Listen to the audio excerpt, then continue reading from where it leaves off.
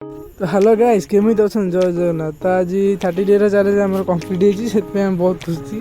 सकाल उठी fresh running करी 10 मिनट आम कर आर्म सर्कल 20 शोल्डर स्ट्रेच करूँ 30 सेकेंड देन बर्पेज करूँ 10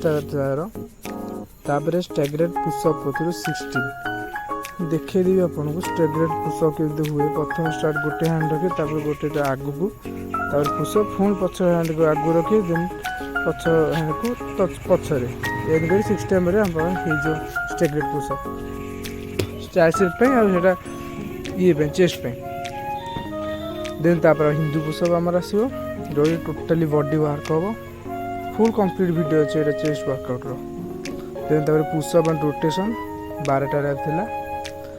देन डायमंड पुशअप यहाँ आपणकर ये कौन साइड ये कि शोल्डर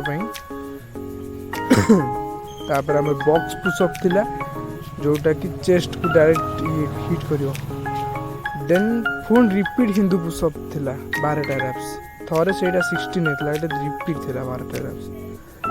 तापर आम मारथिलु स्पाइडरमैन पुशअप यहाँ बेली फैट होता साइड फैट लॉस देन तापर डिक्लाइन पुशअप यहाँ गोटे उच्चा जगह था मुझे पाइलिनी से इटा थोड़ी कर दी तो प्लीज इग्नोर करेंगे।